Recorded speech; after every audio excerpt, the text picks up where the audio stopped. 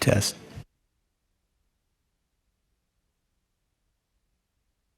Testing. Testing.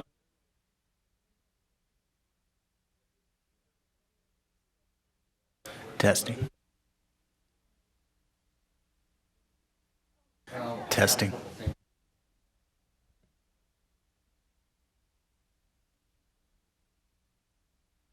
Testing.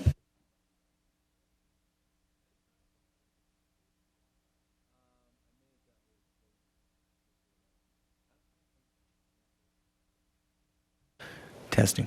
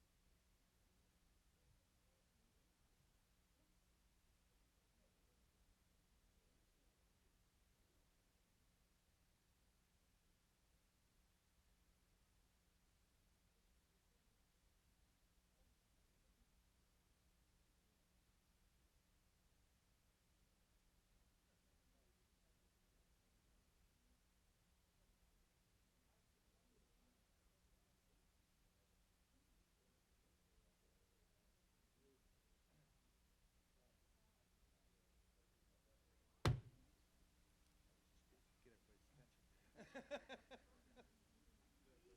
have arrived. Good, how are you doing? You bet. Thanks for agreeing to do it. That's, yeah. When is the, tomorrow? Excellent.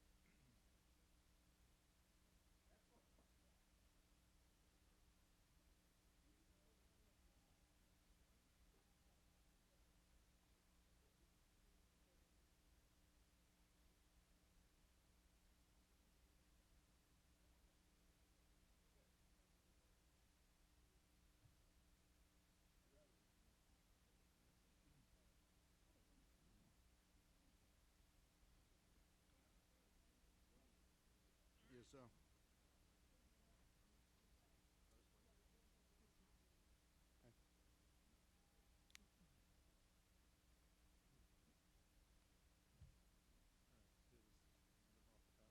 Huh, yeah. No.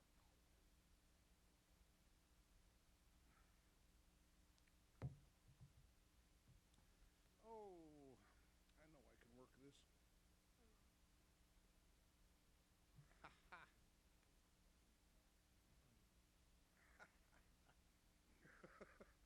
I'm just thrilled when it actually works.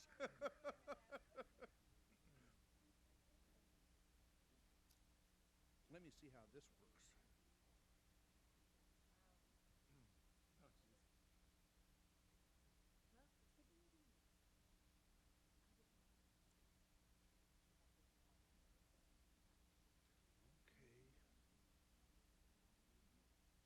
That's enough for okay. So, how do I find out what the scoreboard looks like? ESPN. This is the master's connection. Go back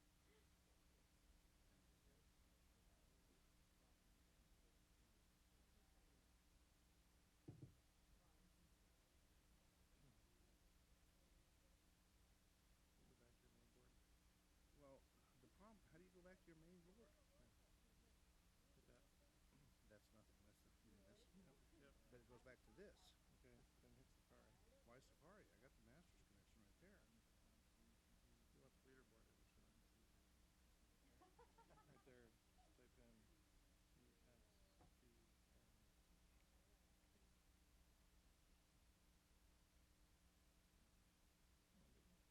ESPN.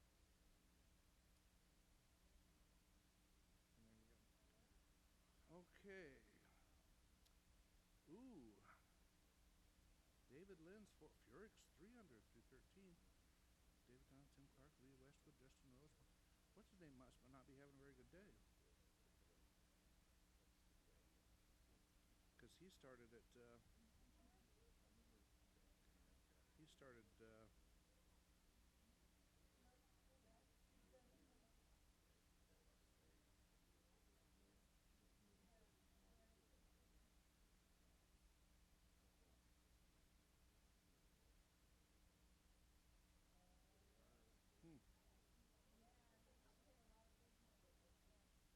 Leaderboard Live.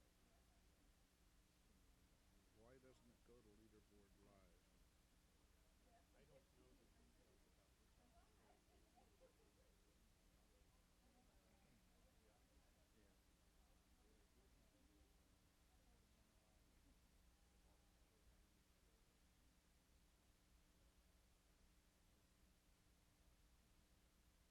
Okay.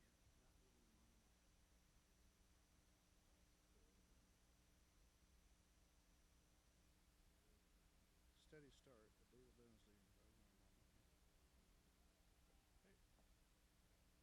Ooh, ooh, ooh, Ranking ooh, number ooh, on the ooh, way. ooh, ooh, ooh, ooh, ooh. Stay there. Okay.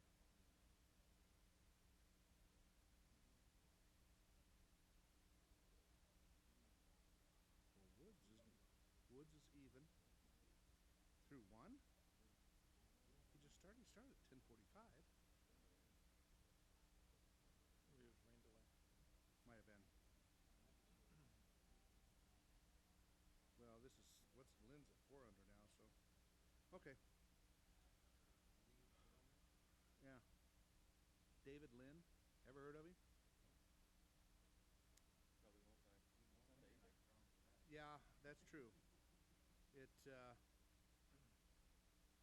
my money is on Woods, McElroy, and Rose.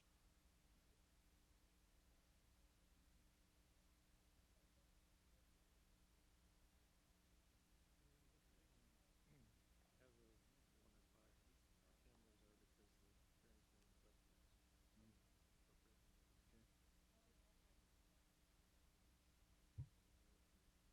Purix at 300.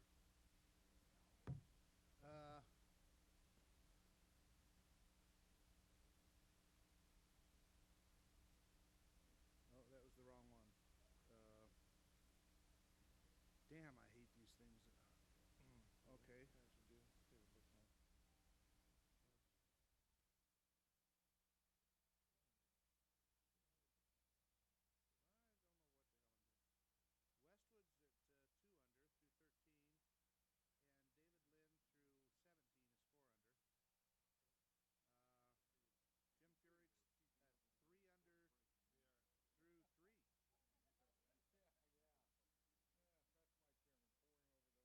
my chairman pouring over those budgets.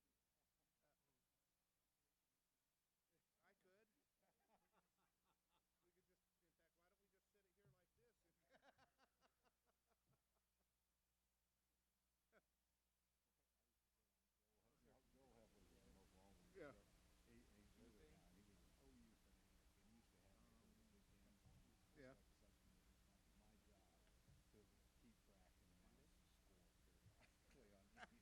My job to keep track and announce the score periodically on EventID. Your next question would be, why the hell did they run that play? It was pretty much Oh, like excuse that. me. Oh, actually, no, I'll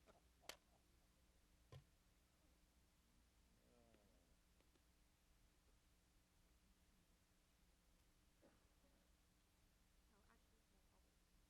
What? Were you going to No, I'll wait till you make this so that I could actually figure it out? do that to me. There you go. Why does that work with your fingers but not with mine? Oh, it does. Huh, that's cool. Huh? Is it turning pages okay? Try to get used to all the technology.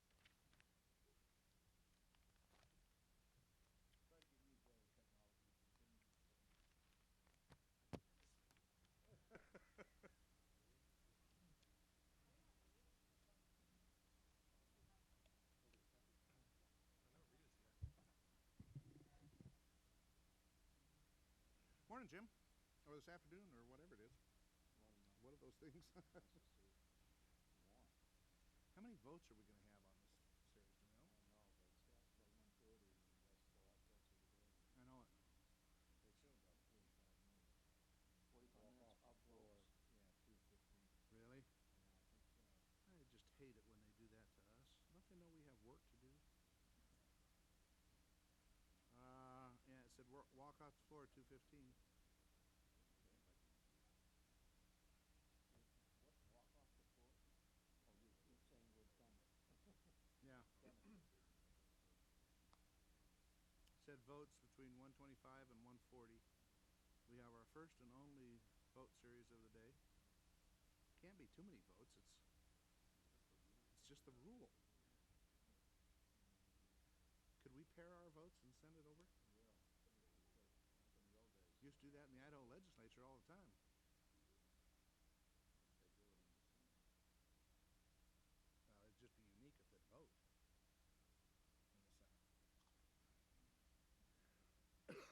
Although they did vote, they did confirm Sally Jewell.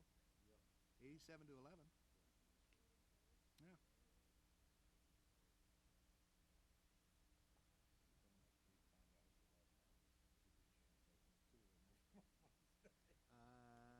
Yes, they were. Did you see? Because I hadn't tuned it in. One of them was Inhofe? Inhofe voted no. Yeah. I'm pretty sure he voted no. Both my senators voted yes, which kind of surprised me because Rich said he was going to put a hold on her, not over her, but over the sage grouse issue in Idaho. And he didn't. Civil service people put that.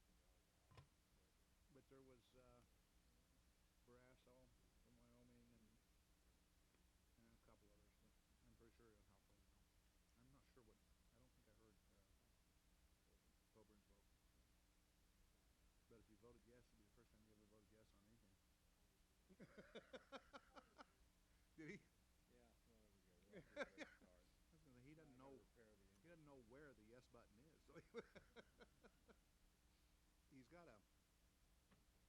actually got an injury in his thumb that no matter what he does, it goes like this. It's an amazing thing. That's why he quit practicing medicine, because he. Just kidding. It's not on the record, is it? No, but you may be broadcast.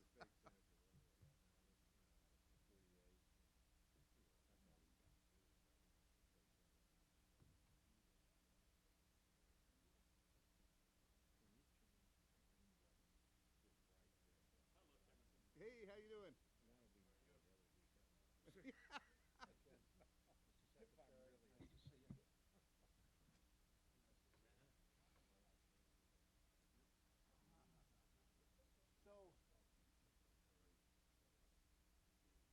So you're pretty short now, huh? Let me see. Couldn't see. I bet I could get you mad now. It doesn't matter. Hey, Mr. President. How are you? I give you one last dirty job. My campaign team. Mr. Secretary, welcome back. You must be a glutton for punishment. Want to come back so soon, but as I mentioned earlier, the nominee got confirmed yesterday, as you know, in the Senate, 87 to 11 votes. So that have you got a plane ticket back to Colorado pretty quickly? Tomorrow at 1:33. Well, welcome back, and I appreciate you taking the opportunity to come back and present the budget for FY14 before us. I had a long, glowing statement I was going to make. We're going to have votes at about 1:30 to 1:45 for that'll take us about a half hour to 45 minutes, which might be problematic. I don't know, but so I'm not going to go through a long statement other than to say that I've truly enjoyed working with you. You've been willing to sit and talk to us and discuss issues and explain your point of view and listen to our point of view sometimes, and so I've truly appreciated that, and frankly, we're going to miss you at the Department of Interior, and I'm going to miss working with you in that capacity. But I was also going to go into the issue of sequestration, what happened in the Senate, and the fact that they decided that it was a good idea to take it down beyond the sequestration level, which I thought was devastating, but I'm not going to go into that. I was going to chew them out a little bit, but I hope they're getting the message. Yeah. But it was unnecessary, frankly, to do that, and that it was one of the reasons that, in fact, the reason that I voted against the CR, even though it was my chairman's bill. But I told him beforehand that was problematic, what they did with the Department of Interior in the CR in the Senate. So. Without getting into a long statement or anything like that, again, welcome, and Mr. Moran? Tomorrow. Yeah, thank you, Mike, and I want to echo your statements about the secretary. I think you've been a terrific secretary, and I'm really sorry to see you leave. We're going to miss you. I envy him. I do have a few comments. Rick Healy and Tim Aiken did such a nice job putting some thoughts together. I'm not going to suppress those, but you know, you're known around town for wearing your cowboy hat, but as the secretary, you've worn many different hats that reflect the multitude of responsibilities entrusted to the Interior Department, and you've carried out all those responsibilities admirably. You put a good staff together. Many folks you've kept, like Pam, Rhea has done all of the folks that David, that we've had the privilege of working with have been terrific. But speaking of that cowboy hat, we understand there was an unveiling recently of your secretarial portrait, and in that portrait you're wearing the cowboy hat as well, but also included is your family in the picture, and their presence certainly is a recognition not only of the support they provided you, but a reminder to all of us that the decisions that we make today impact our children and grandchildren for generations to come. As that great Republican president and conservationist Teddy Roosevelt noted, the nation behaves well if it treats its natural resources as assets which it must turn over to the next generation increased and not impaired in value. Mr. Secretary, there's much to like in the FY 2014 budget request for the Interior Department. It carries forth that stewardship legacy that President Roosevelt spoke about. The request attempts to turn the corner and put behind us the mindless sequester that we're now dealing with. And I know you share with us concern about the impact of these sequester cuts, not only on the natural and historical resources entrusted to the department, but also its impact on your dedicated employees who in many ways are bearing the brunt of the sequester through furloughs and program cuts. We can only hope that as FY14 goes forward, we can restore some sanity to the budget process and provide the department with the fiscal tools it needs to carry out its important work. So, Mr. Secretary, I want to again congratulate you on a job very well done. We will miss you, although we expect that Interior will remain in capable hands with your successor, Sally Jewell, as Mike said, who was just confirmed. Thank you, Mr. Chairman. Mr. Chairman, Ms. Lowy is here with us as well. We have the ranking member of the full committee with us today, and thank you for coming, Ms. Lawley.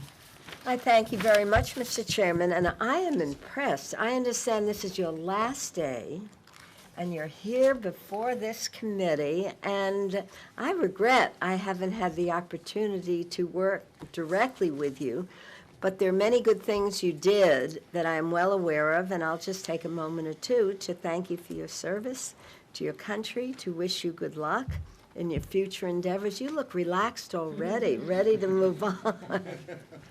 I really do want to thank you for your service to your country, to the state of Colorado. You really have worked to restore the integrity of the Department of Interior. You've invested in renewable energy on public lands. You've led an ambitious initiative to harness offshore wind energy and forged a clear path in response to the Deepwater Horizon incident that rightly prioritized the recovery of the Gulf and instituted reforms to help prevent such an event from ever happening again. I personally want to thank you for your attention to the damage on Ellis and Liberty Islands, Gateway National Recreation Area, as a result of Hurricane Sandy.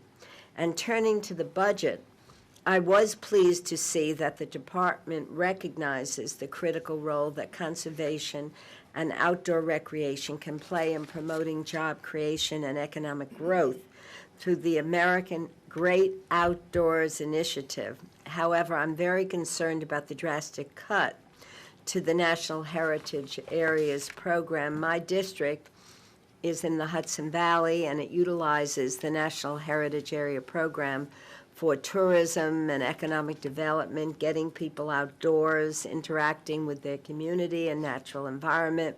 It's an important program and popular among my constituents. So I'm hoping that as I work with my colleagues on the committee and the incoming secretary to continue to review the President's budget requests, ensure that we adequately fund the initiatives that are so important for preserving our wild and scenic places while promoting economic development and job creation. So good luck to you, and I hope we'll meet again in the near future. Thank you for your service. Mr. Secretary? Thank you very much, Chairman Simpson and Ranking Member Moran, Ranking Member Lowy, Congresswoman Pingree, and Congressman Serrano, Congressman Calvert, Congressman Cole, Congressman Herrera Butler, and who do I have here? And new ones, Rondell. Congressman Rondell. Gone over to your side. It's around our side. I can't figure out how the table changes. And Congressman Joyce, thank you so much for being here. Let me first say to this full committee that it has been a true honor for me to serve the United States and our citizens and to work with all of you. My own frank view of Washington, D.C. and our nation's capital is that it would work well if the rest of the Congress worked the way that this committee works. And so I just very much want to applaud you for your bipartisanship here, for the great leadership and expertise of both the majority and the minority staff. It's been an honor for us to work with you. Pam Hayes, who has been here for a long time and multiple secretaries, continues to guide our budget at the Department of Interior, and today I'm joined also by the Assistant Secretary for Policy Management and Budget, Rhea Sue. Thank you for your positive comments about them. Let me be very short in my opening statement and simply say the following. Our work together over the last 4+ years has been truly an extraordinary journey. We have done a lot. We have moved forward in a new energy world where we are harnessing conventional energy in the Gulf of Mexico and onshore in the United States. To move forward with a renewable energy revolution on public lands as well as on the ocean floor.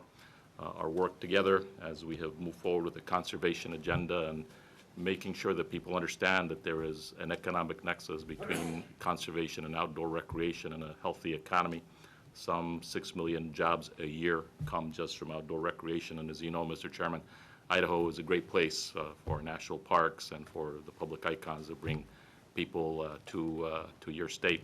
And even in urban places, as you were saying, Congresswoman Loy, when you think about the Statue of Liberty and the people who come to New York because of the Statue of Liberty and Gateway and so many other wonderful places there, we appreciate the work that all of you have done to help us implement that agenda. First Americans and Alaska Natives, I cannot think of a more wonderful champion than Congressman Cole. And the work of this committee in addressing COBEL and water rights settlements around the country, law and order issues, education, you have been a champion, supported by the members of this committee as you have moved forward in that agenda. Water, proud of the work that we've done. There are a number of different initiatives on water, understanding that we have some very tough times coming up, especially in key basins like the Colorado River Basin and the Rio Grande Basin. It will be a continuing challenge for us in the future. And finally, our commitment to young people. Because of the leadership of this committee, we have been able to write jobs over the last 4 years under the 21st Century Civilian Conservation Corps to some 84,000 young people around America. Very proud of what we have been able to do on that vein as well. Now, fast forward to where we are today, and part of the reason I wanted personally to come to the committee in the waning hours of my time as Secretary of Interior is to tell you that I'm concerned. I'm concerned, frankly, because we will not be able to do the job that has been assigned to us by the United States government unless we are able to get the appropriate resources into the Department of Interior. And as you noted in your opening comments, Chairman Simpson, we at the department today are in the ditch, frankly, because of the sequester, and then you include on top of that over $200 million in cuts in the, from the continuing resolution. And so to put that in the most stark of terms for me as the manager of the Department of Interior, we essentially are having to take an almost 10% cut just to implement the sequester in the remaining months that we have in this budget year between now and the end of October. When you add on top of that another $200 million plus of cuts, it starts having real consequences all across the United States of America. I'll only point to 2 or 3 examples that I think will tell that story. One is our payments to the states, payment in lieu of taxes, mineral revenue payments that go out to many of the states around the country. Governor Meade from Wyoming is not happy that we are not able to send out the money that Wyoming believes it is entitled to, but under the sequester law, we cannot do that. And so it's having impacts throughout the United States where we have to send out those payments to state and local governments, and they will be impacted significantly this year. Number 2, here in Washington and New York and in San Francisco and places all around the country, where our United States Park Police stands up to provide law and order to some of the most important icons and most important events in our nation. We're seeing what is happening with the park police today in a very dramatic fashion. On average, our park police will have to take 14 days of furlough between now and October 1. That's 14 days, frankly, furlough without pay. The consequence of that is that whether it's a Statue of Liberty or whether it's the 30 million visitors that come to the National Mall every year here in Washington, or those visitors that go to Gateway, to Golden Gate in San Francisco, we are not going to be able to provide the same level of security because we won't have the same kind of presence that we have had in the past. Park police as well, where we have made tremendous headway in recruiting some of the most highly talented people, including veterans who are returning from Afghanistan and Iraq into the ranks of the United States Park Police. We have canceled the class for this fiscal year because we simply can't afford it. And finally, just to show another place where I think the cuts have been draconian and are having an impact, you have joined me in what I think is a moral undertaking in terms of providing opportunity for young people to come and work in national parks and wildlife refuges and the Bureau of Reclamation and all of our facilities around the country. I'm very proud of the fact that those opportunities have been provided because of the resources that you have provided. 21,000, almost 20, it was 22, over 22,000 young people were hired last year. We're going to, this next year, or this year that we're in now, this fiscal year, there are going to be several thousand less, somewhere between 3,000 and 5,000 fewer young people that we'll be able to hire to help do the great work on the Hudson or the great work at some of the wildlife refuges in Oklahoma or wherever we are around the country. And so it had the sequester coupled with the $200 million plus cut in the CR has made it very difficult for the Department of Interior. And so as I said in my informal meeting with this committee a few weeks ago, I think the number one issue that faces my successor, Sally Jewell, is a fiscal crunch that we're having to go through at this point in time. And finally, just a word about this budget. The President's budget is a good one. It's a thoughtful and a balanced one from my point of view. We worked very hard in putting it together.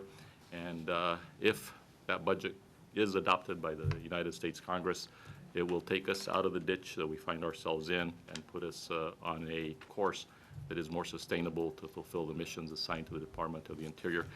Putting it in a macro sense relative to the budgets of the Department of Interior, because I know many of you on this committee and certainly the staffs on this committee know the history of the budget of the Department of Interior.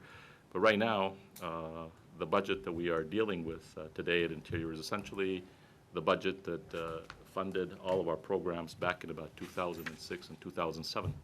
You consider the growth that's taken place in the United States of America from that time until today. You consider how much more activity we are doing with respect to energy, both oil and gas as well as renewable. You think about places like the Bakken Formation, where we're trying to assign BLM employees to help in the permitting there in the Dakotas. It's tough to deal with the realities of the responsibilities that have been placed on the Department of Interior today when we are facing such a shortage in terms of the resources that we have now in 2013 and 2014. The 2014 budget proposal helps us get back on the right track, and I hope that this committee, Mr. Chairman and Ranking Member, seriously consider the proposal that the President has put on the table. Thank you, Mr. Secretary, and since you've been frank with us, I'll be frank with you too. I happen to agree with you that we've got some real challenges and some real problems that are being faced because of sequestration and other things. We continue to focus on cutting spending on the 1/3 of the budget the discretionary spending that we have been cutting.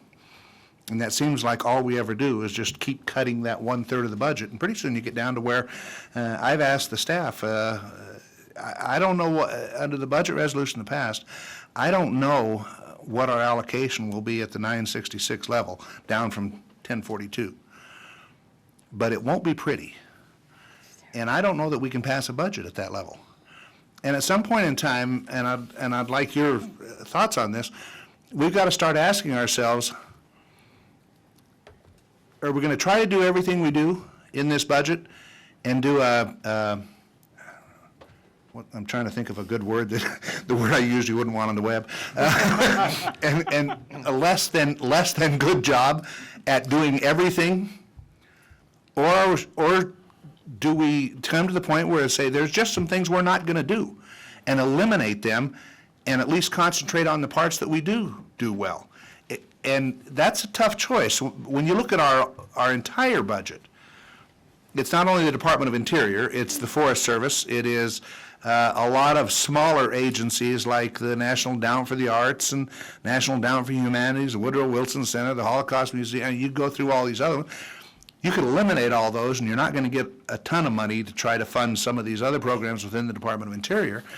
But I think we're getting to the point where we're going to have to make that kind of determination of where we head. Do we take some functions that the Department of Interior does and say, we're just not going to do those anymore? I don't know. It is a frustrating situation we find ourselves in. Yet I understand the need that we've got to get this budget deficit under control.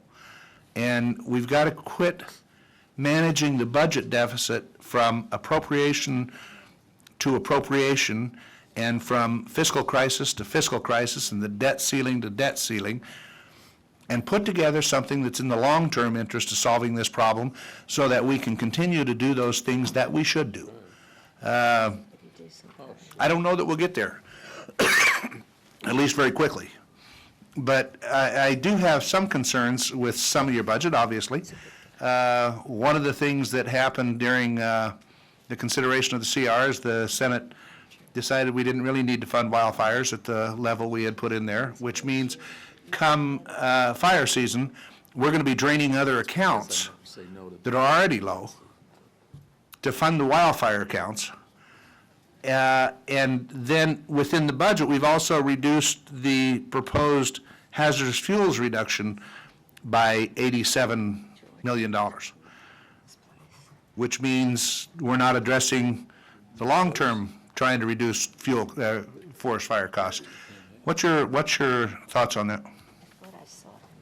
First of all, Mr. Chairman, I very much agree with your broad assessment of what is happening here with this budget and the fiscal debate that is going on, and I think that's why it is so important for leaders like yourself and others to come together with a long-term solution so we stop the stop and start going from one crisis to another as we deal with these budgeting issues. It is very difficult to run a government, to manage operations when you have to go through the kind of fiscal times that we have been through.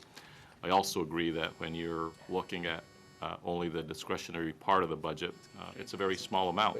If you look at the Department of Interior's dollars that come from the appropriations process, it's less, I understand from Pam, less than 1% of the entire federal budget. And yet it has this kind of consequence all across America. And so dealing with these issues in the broad frame, which you suggest, I think is something that very much does have to be done. Specifically with respect to the wildland fire program, I am concerned.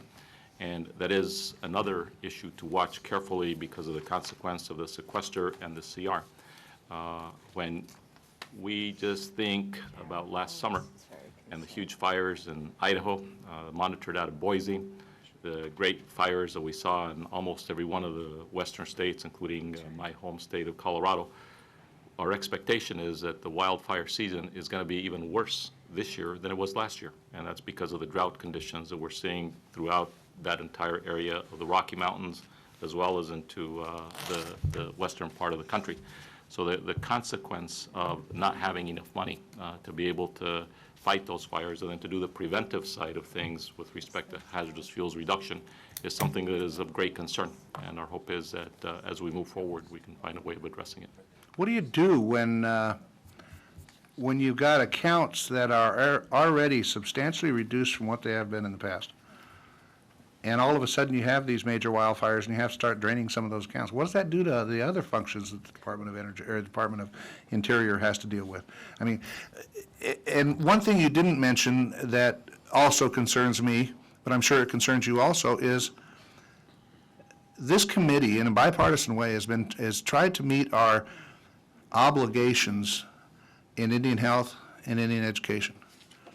And after the CR, frankly, I mean, we haven't been able to fully fund the contract support costs that we have an obligation to do, and we put money in last year's budget for one additional school.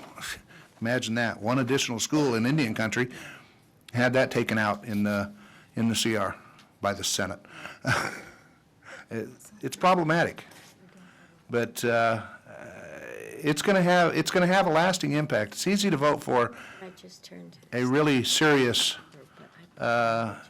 conservative slash and burn budget, if you will, in the theoretical.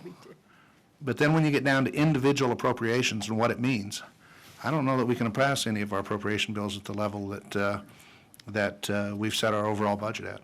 So, anyway, Mr. Moran? Yeah, thank you, Mr. Chairman. In January, BLM pulled back on its proposed rules on fracking. It said that it would issue a revised proposal by March 31st. I don't think we've gotten that, even the deadline has passed. What's the status of that proposed rule? And maybe you can just give a little insight into how it's going to balance protection of the environment with its economic growth objectives. Congressman Moran, it's a matter which we are taking very seriously and have been working very hard. We have a proposed rule that would address disclosure of chemicals used in fracking. It would address wellbore integrity to make sure that water quality is protected, and would address flow back of water in the hydraulic fracking process. We believe that hydraulic fracking can be done safely, but we believe that the rules that we have been working on will allow us to make sure that we're fully developing the oil and natural gas potential of our public lands. The rule is imminent, and I expect that my successor will be announcing it in the very near future. Very good. You've got a number of legislative proposals for the federal oil and gas program. Can you just very briefly elaborate on those a little bit to see what we might be able to reflect in the Interior Appropriations Bill? There are a number of them. Just the principle. The principle essentially that we are working on is, and that's included in the budget, is making sure that what we're doing is achieving the goal of getting a fair return to the taxpayers and doing it in a cost-efficient way. And so, for example, one of the components that you will find in the budget is royalty simplification. We believe that through royalty simplification, we could go ahead and find significant additional dollars that will get a better return back to the taxpayers. So the principle that is driving the legislative proposals relating to oil and gas here are the efforts to try to get a fair return to the American taxpayer. Okay. Mr. Chairman, I know we've got a vote on, so I don't want to take any longer. We'll try to get in as many questions as you can, so that'll be it for me for the time being. Thank you, Mr. Salazar, and thank you for your service, Secretary. I appreciate the sacrifice you've gone through for the last few years. I'm sure you're looking forward to getting back to Colorado. You mentioned, we mentioned wildfire. Of course, California, we've had our share of fires too, and the hazardous fuel program has been, in my opinion, very successful, and it's cost effective. Because for every dollar in reducing these hazardous fuels, is, I think, at the end of the game, it costs a lot less to not have a fire than to have a fire. We saw that in the San Bernardino National Forest and in California and other places. And so, and I see where you're, in the budget, it's cutting it by $87 million, which is a substantial cut, almost half of that account. And I know you're under, the budget's under a lot of stress, but saying that, what we were just saying, these fires cost a lot of money once they start. We've got a lot of fuel that's been built up over the years. That's all over the West. And I hope you would take another look at that as we move through this process, and we can work together on some kind of modification on that. The other issue, of course, is one of the great things that's happened, as you mentioned in your testimony, is natural gas production in the United States. Most of that, as you know, has been on the increases in private lands. We're still having difficulties getting into public lands for natural gas production. There's a lot of companies in Europe and Asia that, quite frankly, want to move back to the United States and to hire people again because our natural gas prices are now significantly lower both in Europe and Asia. Chemical companies, other types of industries that are dependent on natural gas. So I would hope that we could work towards streamlining the permit process for natural gas production on some of these public properties. And with that, I'll leave it for your comment. If I can, I'll be very, very quick. One of the areas, Congressman Calvert, that we are most proud of is the fact that we have implemented truly in all of the above energy strategy. And even having lived through the oil spill, which you lived through that spill with me day by day, our production is up. We have more rigs. I think it's 10 more rigs working in the Gulf of Mexico today than before the oil spill. And we are continuing to lease significant acreage on the onshore for both oil and gas production. We have the stats here, but there's millions and millions of acres that are under lease already to oil and gas companies. There are about 7,000 permits that oil and gas companies have today in hand, ready to move forward. And we're finding ways of trying to streamline the process even further. So some of the proposals, and partly in response to Congressman Moran's question as well, one of the things that we have been trying to do is to move to electronic permitting, because much of the delay that is caused in receiving a permit, both offshore as well as onshore, has to do with the paperwork that goes back and forth. And in today's world of electronic communications, we can significantly shorten the amount of time that it will take to process permits. We hope to be able to implement that program under this budget. Okay, just one last comment. I know time. You probably know 2/3 of the frackable oil in the United States is located in the state of California. It's been there a long time. It's heavy crudes, expensive to extract. California, you may have read, has some financial difficulties. And we're hoping that we can work with the Department of Interior and others to obtain that resource to help the state of California and the country move forward. So just as a last comment, I thought I'd point that out. Thank you. Thank you, Congressman. Ms. Loy? Thank you. Mr. Secretary, as you know, the National Heritage Areas would be funded at $9 million in the request, a 50% reduction. Earlier this year, the National Park Service released a report stating that the 49 heritage areas contribute $12.9 billion annually to the national economy, contribute to 148,000 jobs, generating $1.2 billion in federal tax receipts. In my region, the Hudson River Valley Heritage Area contributes $538 million to the state's economy, supports 6,530 jobs, generates $66.6 million in tax revenue. Frankly, I was very surprised when I saw that cut, considering the budget's emphasis on supporting another great program, the Great Outdoor Initiative. And we're all trying to focus on jobs, economic opportunity. If you can explain to us why the proposed cut to the program is so drastic, and are you as concerned as some of us are about that? This is a tough choices budget, and one of the things that I didn't go into detail are the hundreds of millions of dollars of cuts that we've made to the Department of Interior, and it includes everything from travel to conferences to a whole host of other efficiencies that we have been able to find. Having said that, when you look at specific programs, Congresswoman Loy, I can tell you that this one for me is a very difficult and painful and indeed even a tearful one, because I have been a champion of national heritage areas.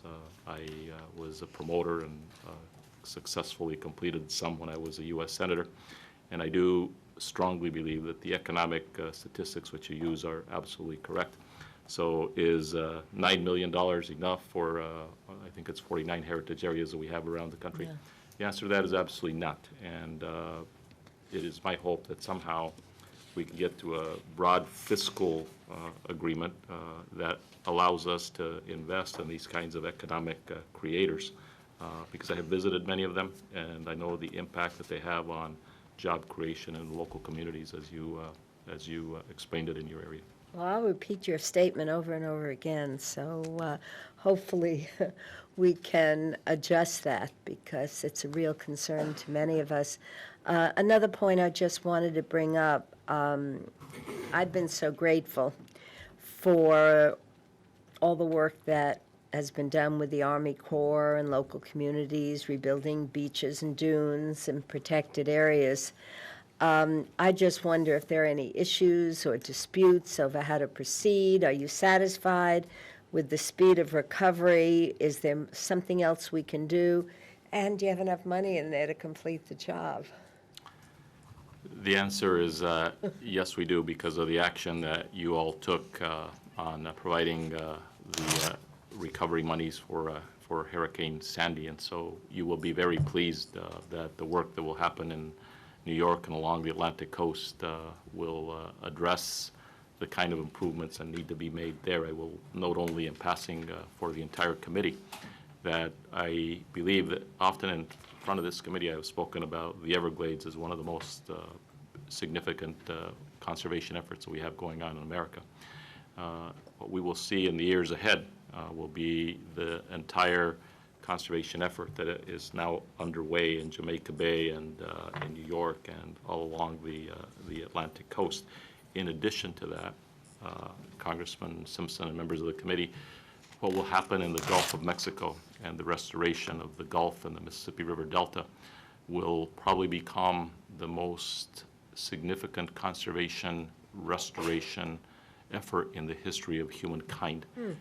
And that's because of the penalties that will be flowing into the conservation as a result of the oil spill. The United States Fish and Wildlife Foundation now is in charge, working closely with the states already, of about $2.6 billion in that restoration effort. We have another $1 billion on early restoration from BP.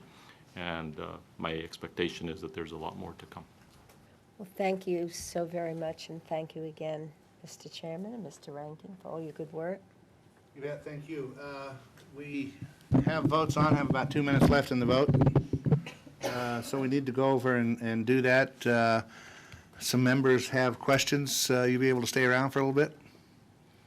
How long will your vote be? Probably, what's that? Yeah, but one of them's a journal, so Yeah, so they now said 2:05. For you, 2:05. for you, Congressman So about Simpson, 25 minutes. because it's my last hearing, I will gladly do whatever you say. I don't know what it is, but every time you come, they call votes. I don't know. We'll vote and be back as quickly as possible. Thank you. Thank you very much.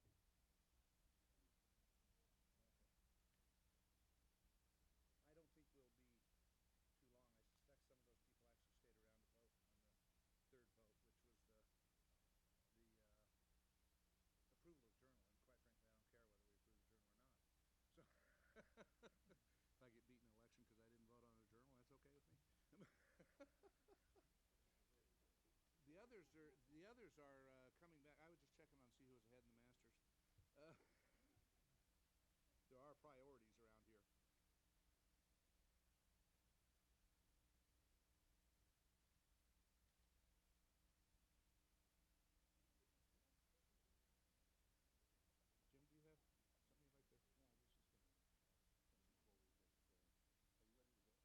No, I was just gonna ask before we get, are you ready to go? Well, we can. I was going to say, if you have something that you'd like to I ask was just before. gonna ask the secretary what we're doing about the wild horse and burro program. We got $2 million in the budget. He's actually going back to Colorado and starting a wild horse and burro ranch. Well, I didn't ask you on the record, because I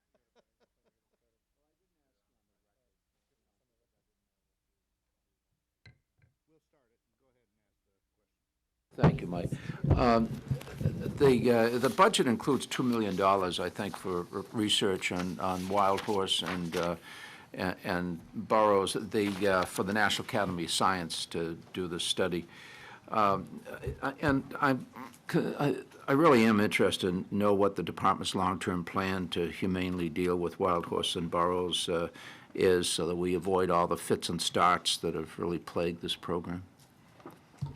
Mr. Secretary. So, Ranking Member Moran, our work on wild horses and burros is something which we have taken very seriously from day one. Bureau of Land Management has put out a plan that we continue to implement.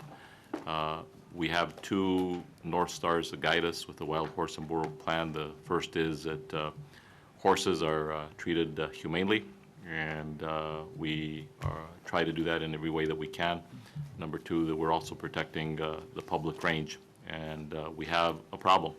The problem is that the number of horses that we have in many of the areas of the West are simply too many for the amount of forage that is available. The state of Nevada, for example, has about 17,000 more wild horses and burros than can be carried in that range. And so it is a problem which we have been working on for a long time. We have implemented programs to put the birth control measures in place. Some of them have been effective, and what we're doing now is also looking at the National Academy of Sciences, as we have brought them in to help us figure out what the solutions are for the long term. And the request in the budget for $2 million is to help us with the National Academy of Sciences to help address the problem for the long term. I support that. I sometimes wonder the extent of the commitment that BLM shares with that objective, but I won't pursue it. And I certainly am not going to give you a hard time on your last day, Mr. Secretary. So, and you've been fine, but we have had some problems with BLM's commitment to that program. But we'll see what the $2 million study yields. And I hope it'll be something that we can all embrace. Some of the problem, I think, is that we've severely diminished the rangeland that's available, but there is also a population control problem. But I don't want to, see the solution one of slaughtering the young and healthy horses, particularly the wild Mustangs and so on. So. We have, if I may, Mr. Ranking Member Moran, have made progress. For example, just in this last year, opened a wild horse sanctuary in the state of Wyoming, where we have several hundred wild horses in that place. So we will continue to work very hard on it. It's an ongoing issue, and one that I'm certain my successor will be dealing with for the next 4 years. And we'll get a gutful of. Do we do any adoptions out of there, Minnie? We do. Chairman Simpson, the adoption program of the BLM is a great program, and there are many, many horses adopted over time. There has been an issue the last couple of years because horse adoptions are down. In large part, that's because the cost of feed has gone so sky high. And when you are thinking about adopting a horse, the requirements are you have to take care of the horse, you have to sign up and make sure you have the capacity to take care of the horse, and fewer people are signing up, in part because of the cost of hay these days, as you know, in Idaho. One of the things I heard about this last week when I was out in Idaho the last couple of weeks and met with some county commissioners is two things they're really concerned about with sequestration and stuff is the secure rural schools funding, which comes out of the Forest Service, and PILT payments, and the reduction that's going to occur to the counties and so forth on that. What's the amount of the reduction that's going to be? The amount is, Chairman Simpson, the amount is significant, and I personally communicated this to the governors who were here for the National Association meeting, as well as the Western governors when they met in my office. Let me have Rhea or Pam give you the specifics on the numbers. Pam, So we'll make PILT payments in June. We'll make the PILT payments in June. We notified the county folks and the governors that the reduction to PILT will be 5.1%, which so that's about 20 million nationwide, and that'll be spread across all 1,900 county payments. We're in the process of calculating the payments, so we don't know precisely county by county yet.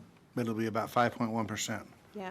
And then you throw on top of that a lot of the school districts and counties that get secure Secure rural rural schools funding schools.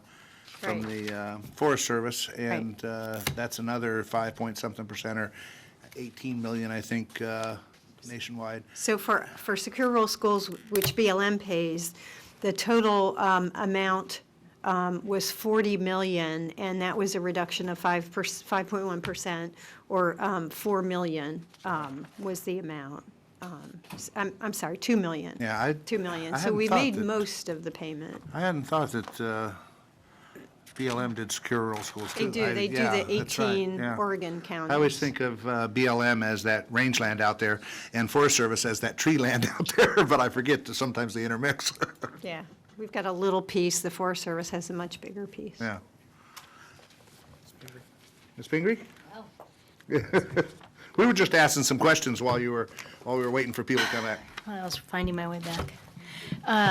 Well, Secretary Salazar, thank you again. I know we had a chance to informally thank you, and people have heaped on the praise this morning or this afternoon as well. They should, but I just want to once again thank you for your public service, the work you've done with us in Maine, and the chance to get to know you a little bit in this line of work. I'll just ask a couple of questions because there's a lot of things I'm still getting to know. In looking over the budget, one of the things I'm interested in is the wildlife refuge budgets. We have, I think, 10 or 11 of them in the state of Maine, and some of them, like the Rachel Carson Refuge, are spectacular and covering a great part of a fairly populated area of our state. So I'm grateful that there's a slight actual increase in the budget, but I know there's a deep level of need in there, and just kind of encouraged, but also concerned about how we're going to be able to accomplish all of our goals. And I know we're talking about a lot of areas where there are deep cuts, but can you give me a little bit of background on what we're doing with that and what we're going to be able to do with that amount of money? Congresswoman, the budget that we have put forward for 2014 would get the funding to levels that we can live with in the United States Fish and Wildlife Refuge System.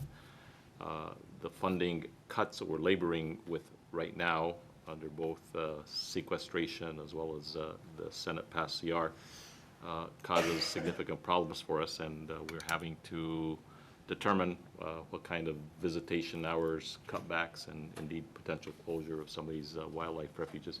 But the President's budget itself, as presented to the Congress yesterday, would get us to a level where we would feel comfortable operating the refuge system. Great, so we'll be able to eliminate some of the cutbacks in hours and the security cuts and things that are in the sequester. Indeed. Great. Another area I'm interested in that you addressed a little bit, but also of great concern to us in Maine, and one of my concerns nationally is the work we're doing or not doing on climate change. And I'm interested to see if you can give me a little more background about some of the things that USGS is doing around climate change and how we are spending our money to work on this issue. And some of the things I can tell people back home that we're actually trying to do to deal with the big challenges that we're already facing, particularly given that I represent so many coastal communities, and the impact on our fisheries and raising ocean level is already being felt. It is a great question. I'm going to have the Assistant Secretary Ria Sue follow up, but let me introduce the response.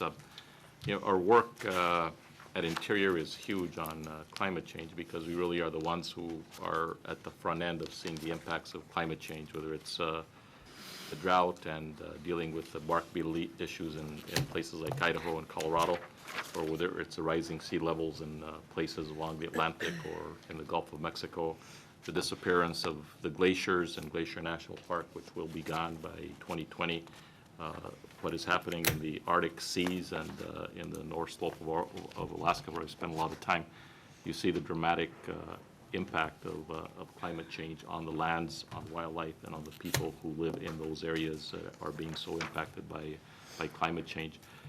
We know, for example, the water supply issues, which are so important to all of the states that share the Colorado River and the state of New Mexico and the Rio Grande River, shared by Colorado, New Mexico, and Texas, that we will see declines in precipitation there that will be as high as 20% in the years ahead. And in fact, in the Rio Grande Basin today, we are seeing the driest period of record in 1,000 years. Amazing. In 1,000 years. Takes you back to the times when people wonder what happened to the Anasazis and what happened to those populations who lived at the time.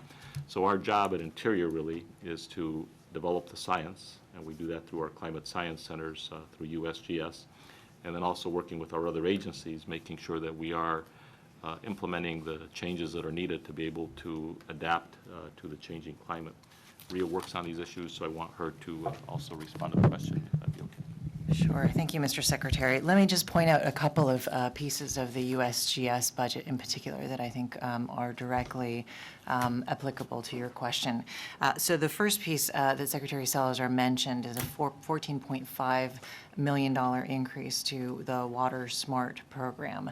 This is the program that enables USGS to look at water availability and to make more accurate projections of availability, certainly within the western states with respect to climate change, but throughout the United States in terms of its both monitoring of current water and projections of water availability, fresh water availability moving forward. So that's one key part of how they're looking at climate change. The other, as the Secretary mentioned, is our work in the climate science centers that are collaborative with universities across the country. These are long-term scientific efforts to really try to answer more of the specific questions associated with the climate change kind of impacts to the United States.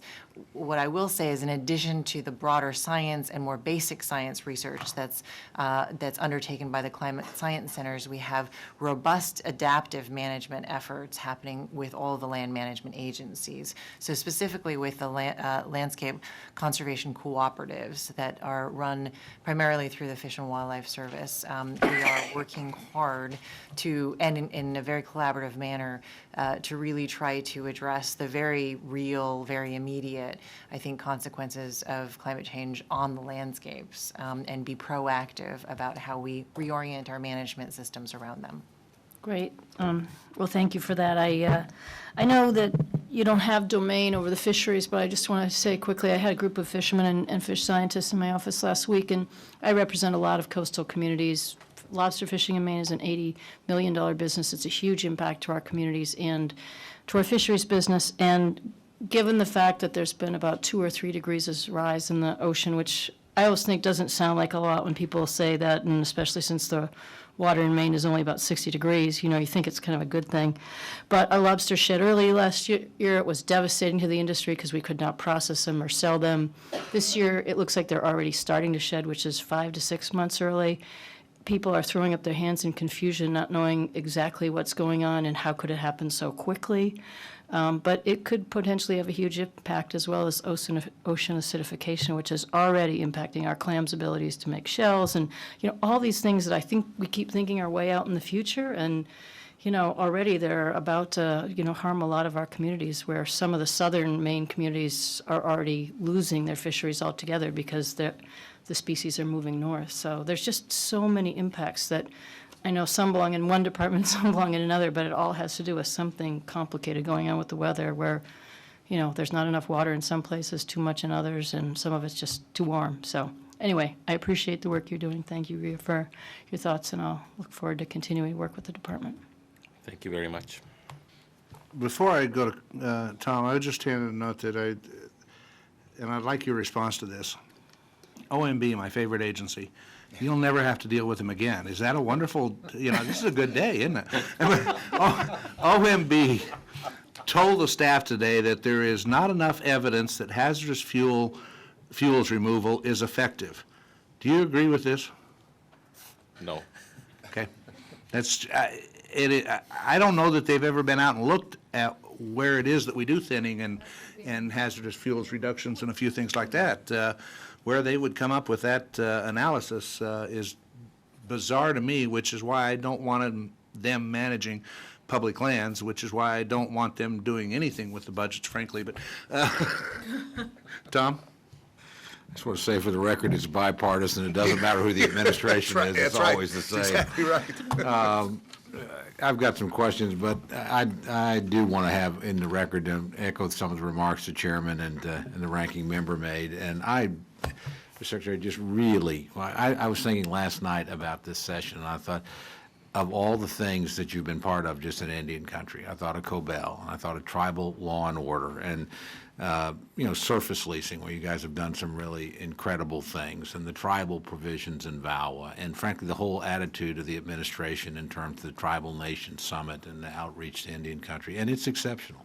I cannot think of another Secretary of the Interior that has done more for Indian country and has done more to empower individual Indians and tribal governments, so that this was never a paternalistic type of relationship. It was always about keeping the commitments from the federal side and what can we do to try and make you more self-sufficient, more self-governing, more able to look after your own citizens. It's been an extraordinary effort on your part. You've had a great team around you. Pam, Rhea, David are just exceptional. You've had two excellent assistant secretaries in Larry Echohawk and now in Kevin Washburn. And I just want to tell you, just thanks for an extraordinary job. And I think that's a bipartisan sense on this committee. Boy, it is certainly felt and known widely in Indian country. So just thank you for what you've done.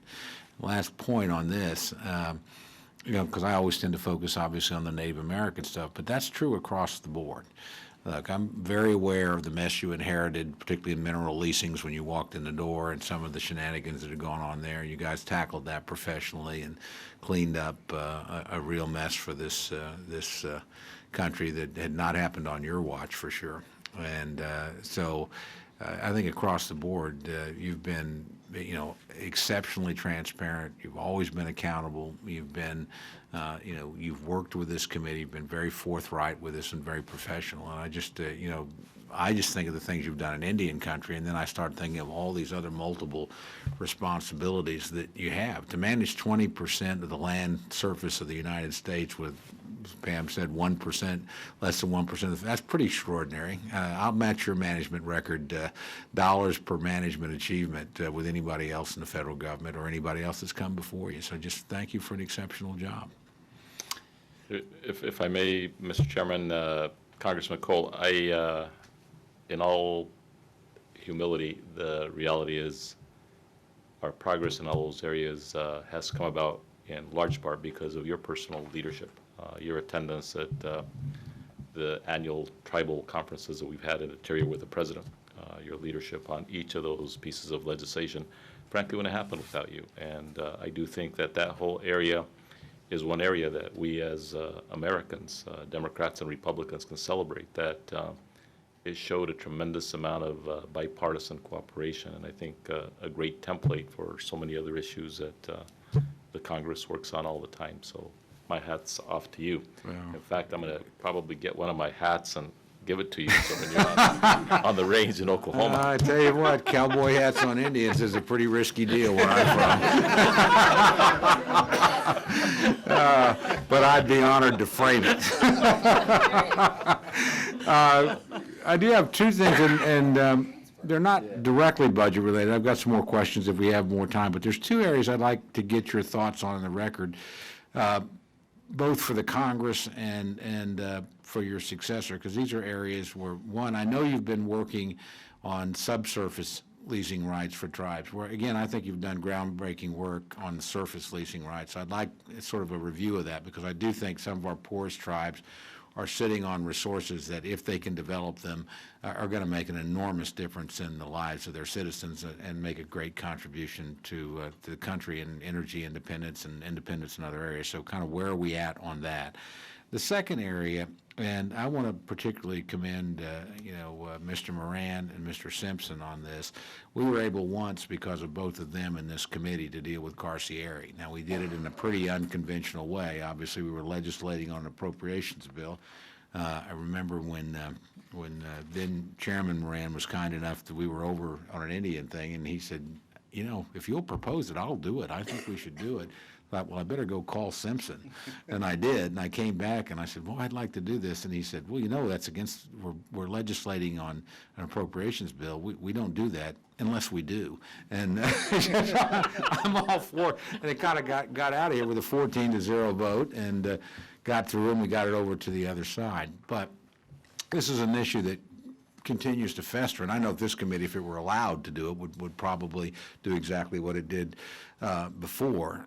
But I would like your thoughts on, because I'm beginning to hear more and more from tribes, and it's exactly what everybody predicted was going to be happening. They're being harassed by state and local governments. They're facing incredible litigation. They've got property they thought was, in trust for decades that people are raising issues about. You've got to somehow keep track of what are now effectively two different kinds of Indian tribes, because you can do certain things for some that you can't do. At least we have questions as to whether you can do for others. So your thoughts on not only what we should do, I think we would probably agree on that, but particularly for the record, the kinds of challenges you see for both tribal nations, and that it causes a department just in an administrative sense. I think it would be helpful for people to hear that. Thank you, Congressman Cole. On Carcieri, it is a high priority to get it fixed. The President is strongly behind getting a fix. The Department has testified in support of the fix, and we appreciate all the efforts that you yourself personally have exercised along with members of this committee. It does create significant problems, because you end up having to go through an analysis of the tribes. Are you a pre-Carcieri tribe or a post-Carcieri tribe? And the complexity involved in terms of tribal trust lands then just makes it even more difficult. So it's something that is very important, something included actually in the 2014 budget. And hopefully it's something that the United States Congress will act on as soon as possible. On subsurface mineral rights, and especially with respect to energy, you will find in the budget that there are some additional funds requested to be able to do more with energy on Indian lands. My own view is informed very much by my multiple visits to North Dakota, to the Bakken, and to the three affiliated tribes at Fort Berthold. There, when I went there 4 years ago, it was a dead zone on the reservation because there was no development that had occurred. Today, if you go to the three affiliated tribes, there is huge economic development that is lifting up the tribe to have a great economic future. In addition to that, I was at Fort Berthold signing the documents that allowed the three affiliated tribes to move forward with the first oil and gas refinery, I believe, in the last 40 years on the mainland of the United States. And my understanding is that they're getting ready to move forward to do a groundbreaking on that here in the next several months. Away from the Bakken and the three affiliated tribes, I believe there is huge potential because of the 54 million acres that are held in trust by the United States on behalf of tribes, and how we can develop a much more robust energy program for both conventionals as well as renewables is something that is very high priority for me and for Assistant Secretary Washburn. And I'm certain they will continue to be of high priority for my successor, Sally Jewell. This is a presidential initiative which is high priority to the President.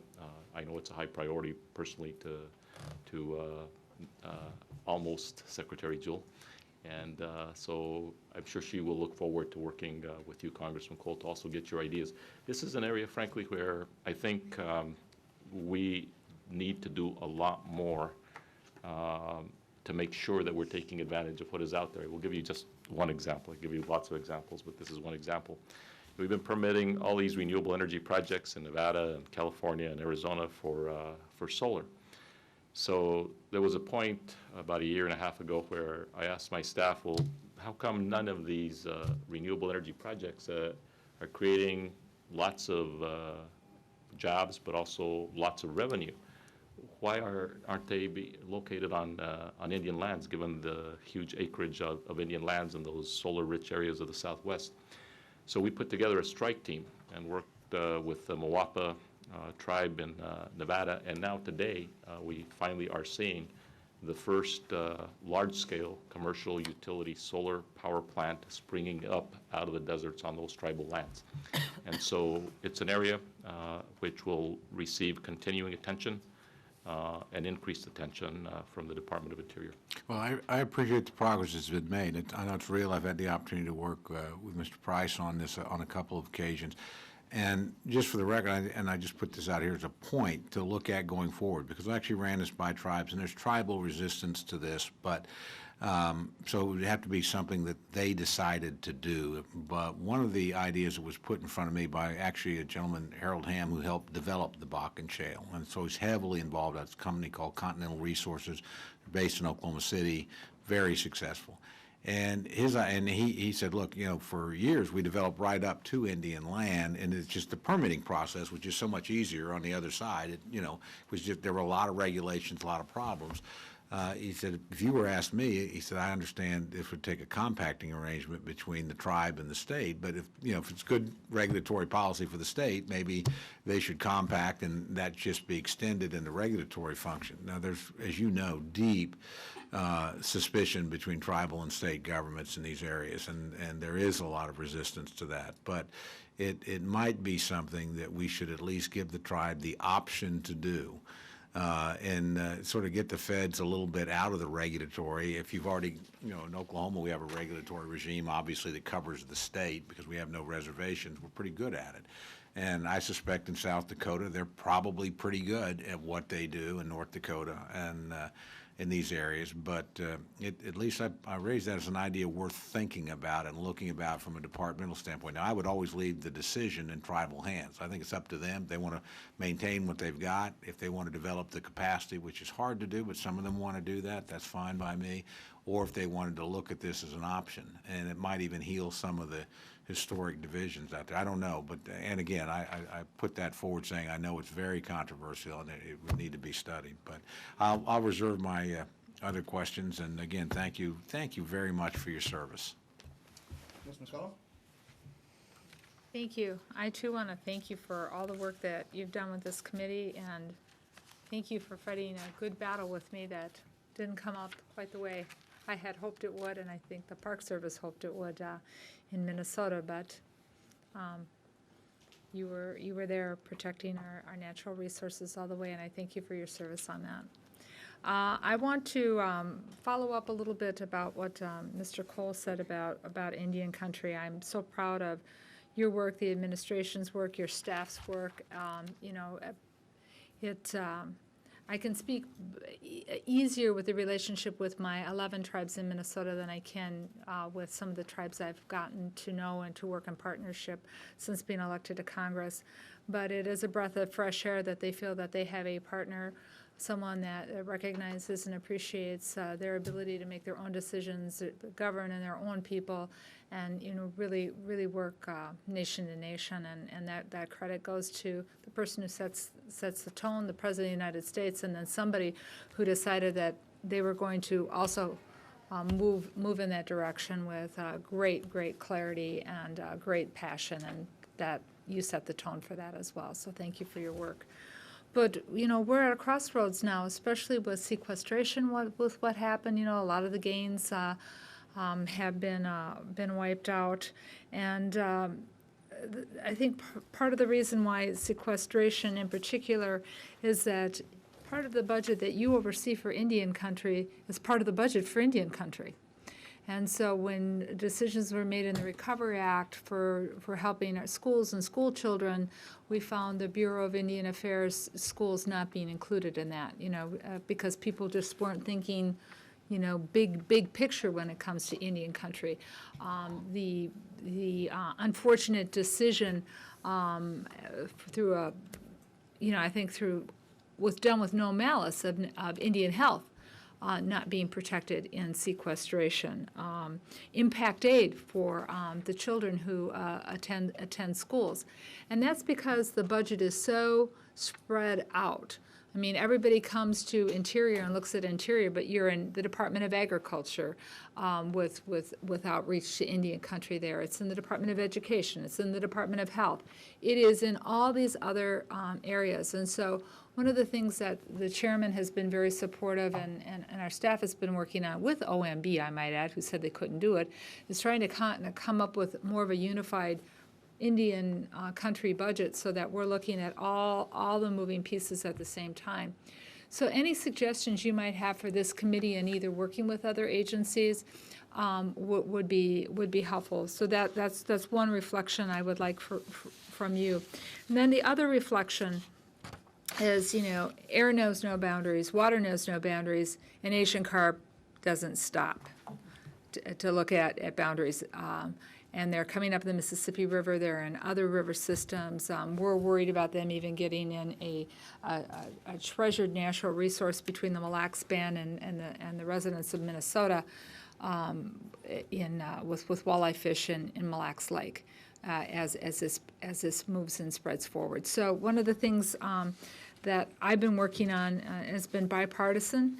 It's been a real treasure to get to meet people on the other side of this aisle on this, is talking about Asian carp as an invasive species, but the National Park Service is with boas and, what's out there, okay?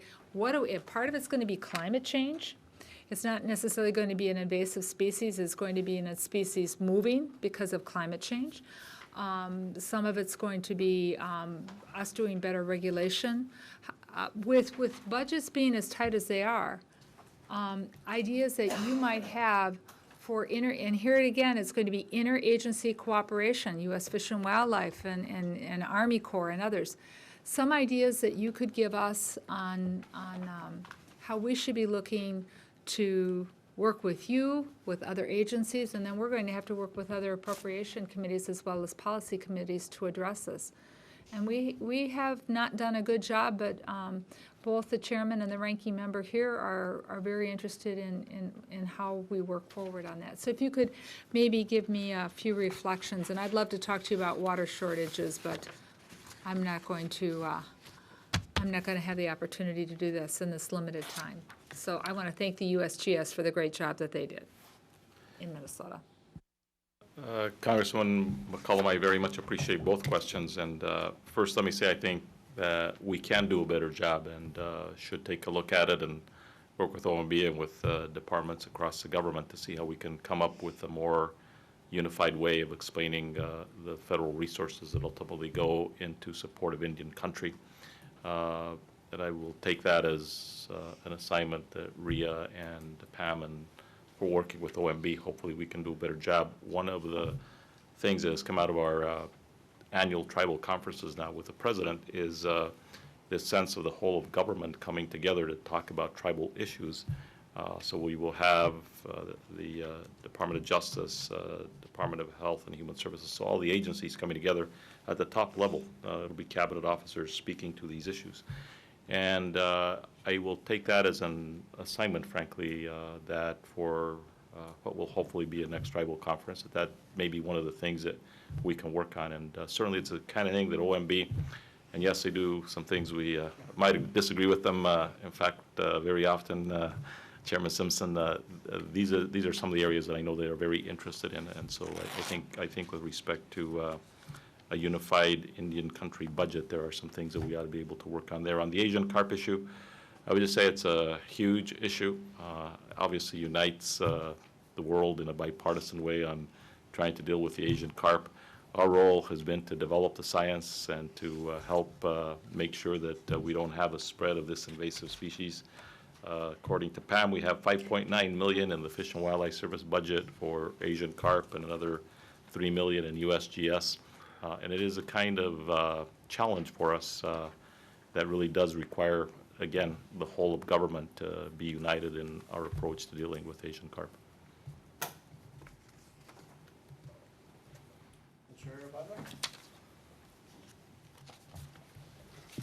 Thank you, Mr. Chairman. I don't know anything about Asian carp, but I know when I hear Asian carp, I hear bad stuff's happening. So to your credit, it is definitely a bipartisan issue. Those of us in Washington State who obviously, we have other invasive species, so I'm familiar with it. I have coastal properties as well.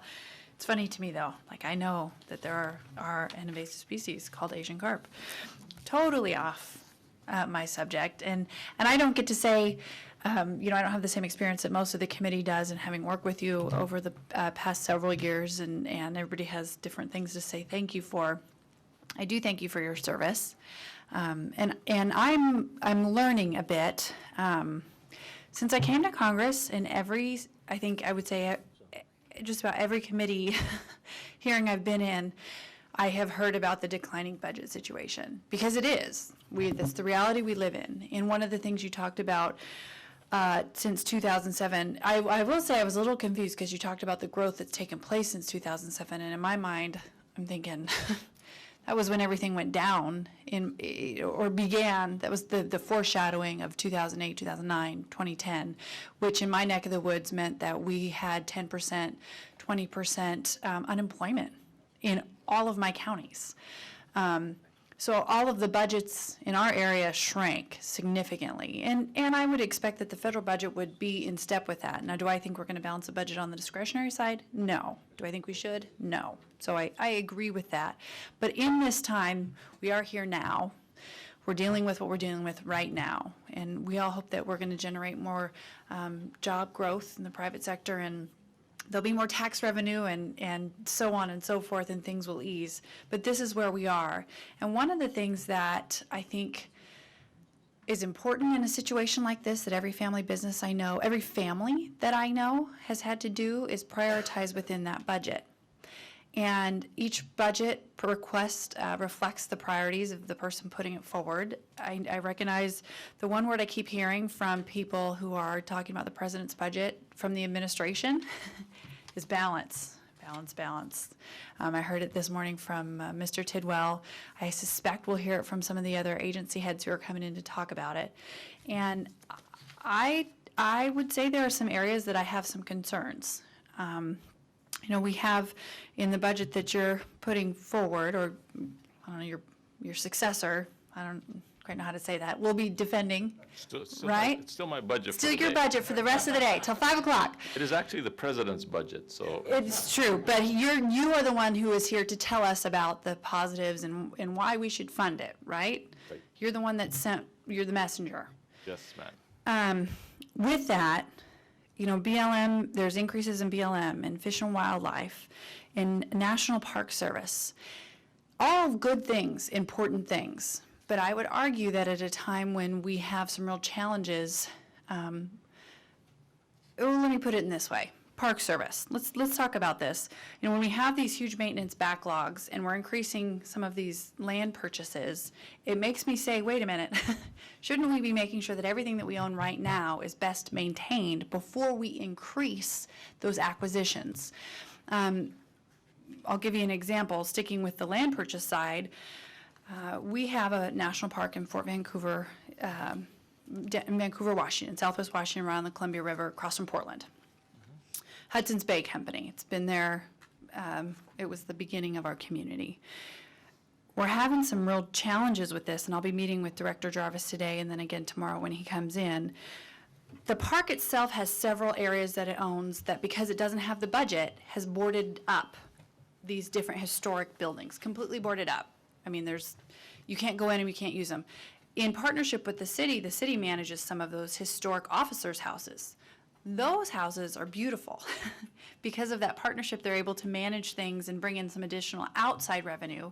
They're open, they're used, they're bringing in revenue, and they're maintained. They're all historic buildings. We want to see them maintained for the community. I guess I would say, wouldn't the 60+ million Park Service budget, that increase be better used to rather than buying more land, wouldn't it best be used to maybe unboard those windows and utilize and open up that property to the public? And so in my mind, it comes down to a question of priorities, and I'd like to hear your thoughts on, increasing what the federal government owns versus well-maintaining, to the best of your ability with the dollars you have, recognizing they're limited, using that money to maintain. Congresswoman, I appreciate the question very much, and let me first say that with respect to the 2006-2007 timeframe, frankly, if you look at the budget of the Department of Interior from 2000 to 2006, 2007, it was atrophying for whatever reason. It just was a very anemic budget. And so the progress, frankly, that this committee has made over the last several years until we got to sequestration and to the CR had been getting us back to the point where we could live up to the responsibilities that had been assigned to us by the history of the United States and the mission given to the department. Number two, our approach to the budget at the Department of Interior has been to do as much as we can with whatever it is that we have. And what that has meant is, first of all, looking at places where we can cut and looking at places where we can be more efficient. Right here in this area, we have cut about $600 million in matters that we have looked at where we have made determinations that things could be done much more effectively than they were in the past. Travel has been significantly cut. Employees are doing a lot more video conferencing than they ever did before. We have saved millions of dollars in information technology. We are leasing less space in order to save, now I think it's over $150 million. And so a whole host of things where our approach to budgeting has been, let's make sure that we are running as lean and mean a machine as we possibly can. Now, to your question on acquisitions versus maintenance, I would make 2 points. The first is that the maintenance backlog of the United States National Park Service is probably north of $9 billion, maybe even north of $10 billion at this point in time. So the needs are there. They are huge needs. And we recognize that maintenance is something that we need to work on. We also, in terms of looking at the reality of what we face, have also developed a whole host of public-private partnerships with friends groups all around the country. You see the scaffolding going up around the Washington Memorial. That's the damage that was caused by the earthquake a year or so ago.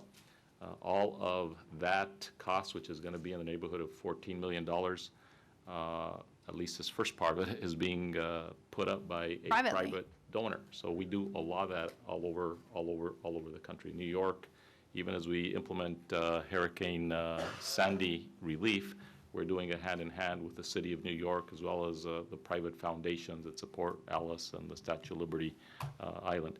Now, with respect to land acquisition, I will say that it is often Republican members of Congress and the Senate who come to me and tell me that there are places like the Grand Teton National Park where we have these in-holdings that are about ready to be developed, and they want to protect these crown jewels of America forever. And so you start seeing then where it is that land acquisition does become important with respect to land holdings and buffer areas and a whole host of other things.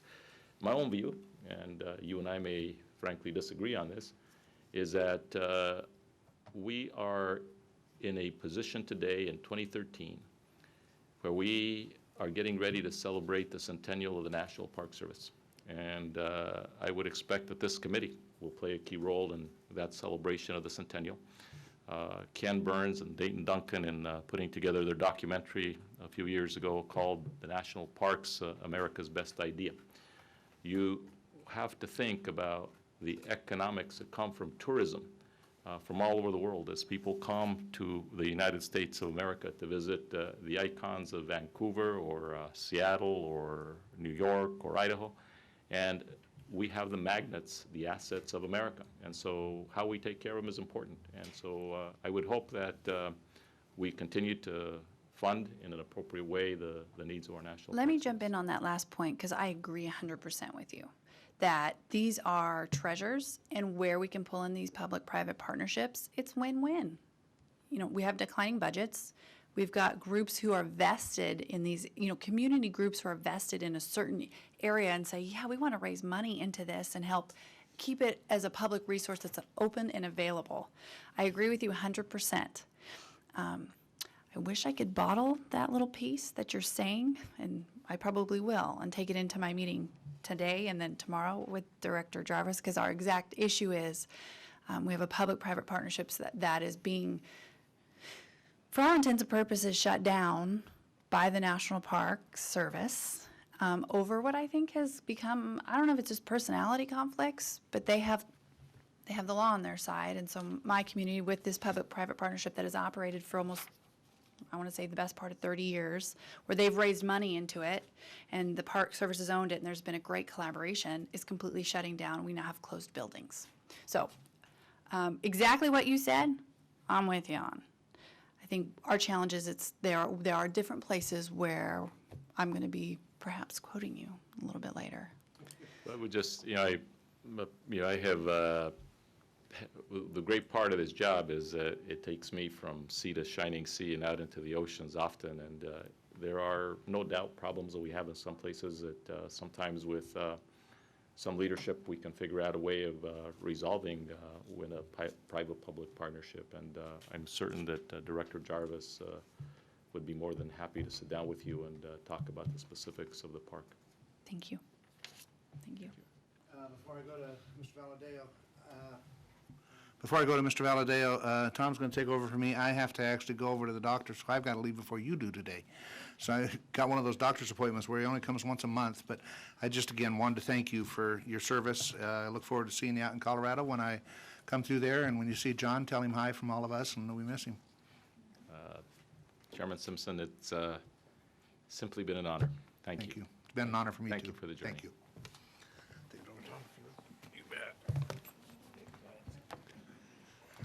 Thank you, Mr. Chair, Mr. Secretary.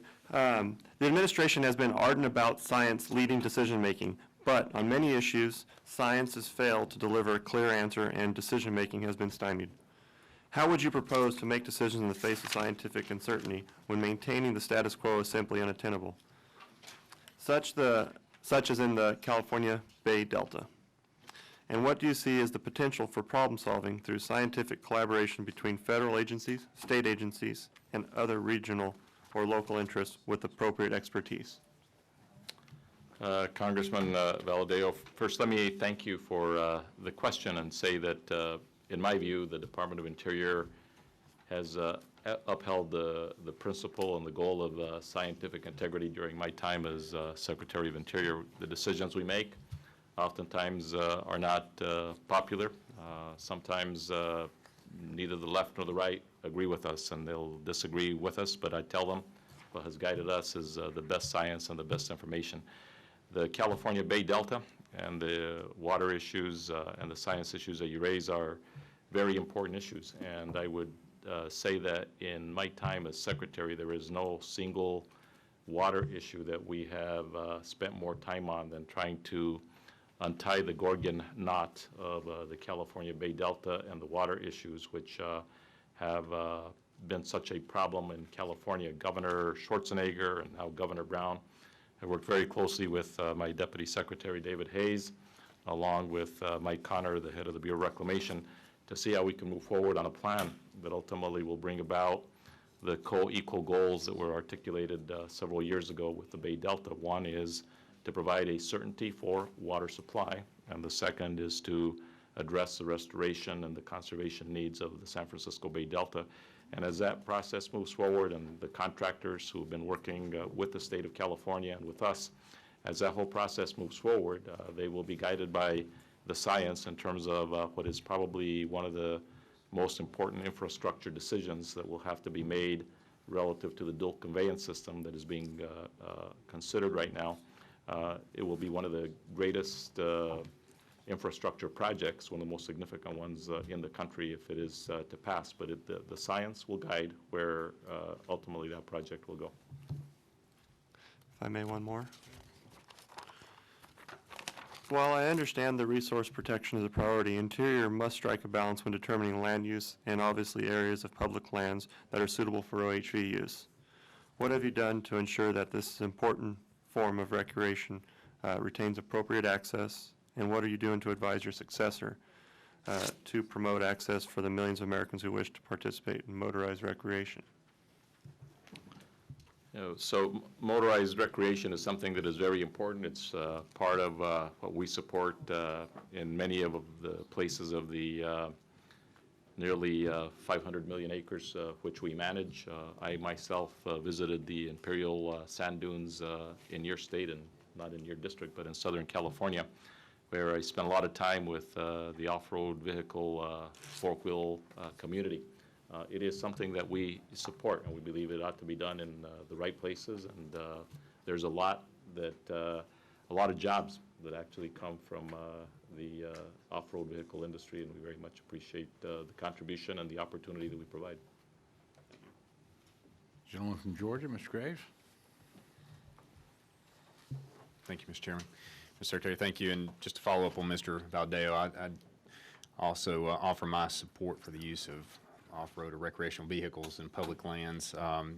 You're right, so many families enjoy the recreation opportunities, and oftentimes the only places they have to go are in public lands. So I appreciate your good counsel to your successor in continuing that opportunity or even expanding those opportunities.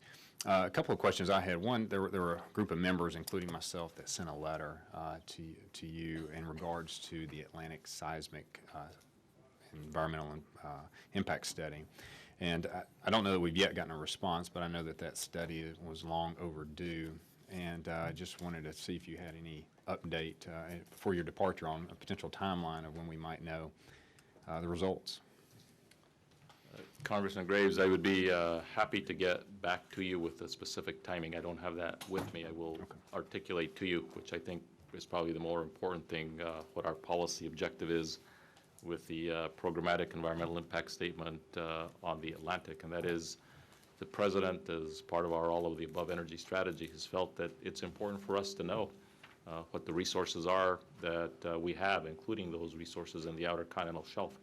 And it is why, even along the Atlantic, we have been gathering this geologic information that then will allow us to make informed decisions about the future of the OCS.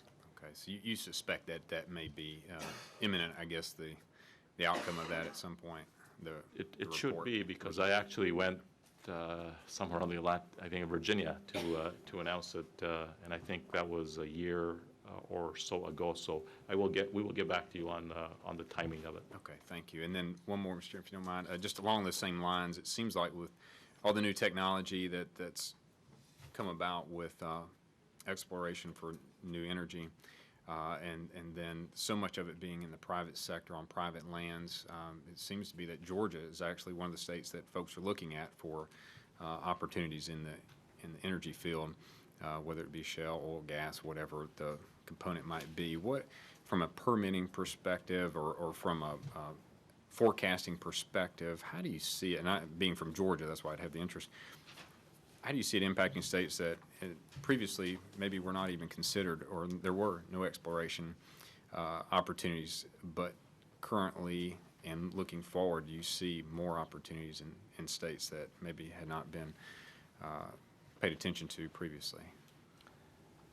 I do, and I think one of the things that you'll see is that even in the eastern states where the Bureau of Land Management controls the estate, the mineral estate, we are, in some places, the surface estate, we are holding oil and gas lease auctions. And I think what will happen is the technology unfolds, as we continue to learn more as we have in the last 4 or 5 years, that you'll see many of these lands coming into availability for oil and gas production. We did it a few years ago. People didn't think too much about the Bakken and what would happen in the Dakotas and Montana. And yet today, you see what is happening there. And one of the things I'm very proud of, and I think the United States should be very proud of, is the fact that we are now importing less than 45%. In fact, the last figure I saw was about 41% of our oil from foreign countries. Right. When I came to the Senate in 2005, I remember giving a speech on the floor of the U.S. Senate. At that time, we were north of 60 and on our way to 70%. So we've come a long way, and in large part, it's happened because of the technological innovations pushed by industry, which have included horizontal drilling, which is doing some incredible things in the country today that are good for the environment, as well as good in access to access the resource. And second of all, the process of hydraulic fracturing is making a significant amount of the resource available today that wasn't available even 5, 6 years ago. So do you see, in the state of Georgia, do you see opportunity there? Have you seen some new developments, on or offshore? I would have to, frankly, I would have to get back to you on that with respect specifically to the state of Georgia. I do not know your state on this issue, frankly, as well as I know most of the other states. Thank you very much. Thank you, Mr. Chairman. I want to give everybody one quick round. You've been very generous with your time and waited on us. But I do have, it's been so nice, I have to quit being nice here. I do have a question I'd like you to address, or a couple, actually. One, I was looking at the administration budget, and I noticed we have an overall 5% request for increase. Of course, I immediately go down to the BIA, and it's 1.2. So I'd like to get some of the thinking behind that, because I always argue that this is part of the budget where we're really actually directly impacting people's lives in a very direct way. Second one is one that I know causes the chairman a great deal of concern, this committee a great deal of concern. And we've had some great, really off-the-record discussions about the challenges here, so I'm not trying to put you on a hard spot, but I think probably in a bipartisan sense, we're disappointed at the construction budget that's being proposed for Indian schools. And we're in the middle of a very large expansion, a modernization of schools for military kids, another place where the federal government has a direct responsibility for the facilities. I know our former chairman of this committee, Norm Dix, was a major player in that. I was too. I have military schools being built in my area. I think those kids are a special responsibility of the federal government. I feel the same way about, and I know you do too, about Native American children, and yet there seems to be two different approaches by the administration. We have a significant investment in schools, infrastructure for the children of military families. Last 3 years in a row, the Department of Interior has not proposed much in the way, if anything, in the way of additional construction. Now, we may have this, as we've talked before, in the wrong area of the budget. There's a lot to talk about here, so I'm not trying to be critical, but we do seem to have a disparity of interest, and I'd like, your thoughts on that. Well, first, I'm going to ask the Assistant Secretary to comment a little bit specifically on the schools and the overall BIA budget. I will say this. We have done everything we can, Congressman Cole, to protect the budgets for the impact Native Americans in Interior. And frankly, I think if you look at a composite of the last 4 years, the hits have been taken by other parts of the Interior budget, because this is an area which frankly affects the most impoverished and the most in need people in our entire nation. And so this budget, in particular, the 1.2% increase that you talk about with BIA, it's a tough fiscal climate that we're navigating. It isn't what I would like to have in the budget in an ideal world.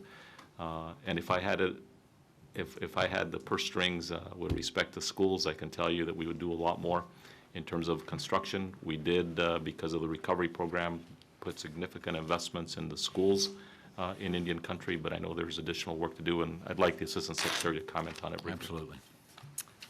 Thank you, Mr. Secretary. So maybe just start off with an BIE schools issue, you're correct. The 14 budget does not include any new funding for construction.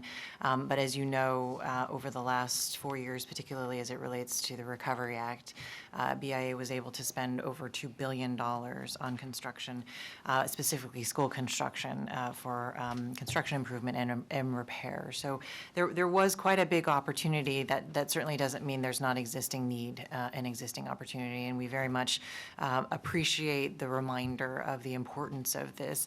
If I could just remark more generally on both the Department of Interior's perspective with respect to BIE and BIA budgets, there probably not been a greater emphasis on any other bureau than those two bureaus in this, at least during my tenure, in ensuring that the basic services that we provide Indian country are upheld and are strengthened. So while we may not have been able to increase the budgets as significantly as we may have hoped, the 14 budget still represents an increase. I think it's about a $32 million increase overall. And again, just to underscore, I think you have all of our very strong personal commitments, and I believe the commitment of the incoming Secretary of the Interior around these issues and fundamentally around adequate budgets for all of these issues. Well, again, I don't want anything, questions I've raised to leave any doubt about my appreciation for what you have done, because I think it has been exceptional, and it's been a great bipartisan partnership in this committee, and then a partnership between this committee and the administration. That was true when Mr. Moran headed this committee, and it's true when Mr. Simpson heads it. We fight about a lot of other stuff. We don't fight about Indians very much, except we're both usually fight for a little bit more. And we appreciate, again, all that you've done, Mr. Secretary. Mr. Moran? Thank you, Mr. Chairman. I don't have a question, but I do have a fact that I want to put on the record, thanks to Rick Healy, and that is that we are producing more oil and gas on public lands now than we were during the last years of the Bush administration. But what's really interesting, that as production has gone up, litigation has gone down, because the Interior Department is making better and smarter decisions on leasing and issuing drilling permits. So that's a real feather in your cap, and it should be more acknowledged than I suspect that it is. So thank you for that. Well done. Thank That's all you. I have to say, Mr. Chair. Thank you, Ranking Member. Mr. Graves, do you have any further questions? Ms. Pingree? Well, I'm glad I got to be in the chair in your very last grilling here, and again, I think I expressed the sentiments, and you certainly know that from the comments here today of all concerned. Just thank you for superb tenure as Secretary of the Interior on a bipartisan basis. You've been terrific to work with. You've got a lot to be proud of in what was already an extraordinarily distinguished public career before this, but I hope it's not a capstone. I hope you go do something else, and I suspect you will, but regardless, this will always be something in your professional life that I hope you look back with as much pride and satisfaction for your performance as all of us have in having had the opportunity to work with you. So thank you, Mr. Secretary. Mr. Chairman Cole and Congressman Moran and Congresswoman Pingree and Congressman Graves, and to all the members of the committee, I want to say, if I may, just two final things, because this will be my last official act and my last official statement as Secretary of the Interior. So first, I want to say to your staff on both sides, they are terrific. David does a wonderful job for this committee, and right at his side with Rick and all the rest of the team, Darren and Erica and Missy and everybody who is part of this team. We have very much enjoyed the relationship, the work that you do with Assistant Secretary Rhea Sue and with Pam Hayes and our entire budget staff from the Department of Interior. Thank you to your staff. And second, to all of you, I do think that somehow all the rest of the Congress should watch this committee in action, because you do it right and you do it together. You stand up for First Americans in a way, as you have described, so together in a way that doesn't happen as often as it should here. So thank you very much for your service, and I hope to be able to continue to see you, never as a lobbyist, but always as always as a friend. Thank you. That we're adjourned. We can remove the lobbyist.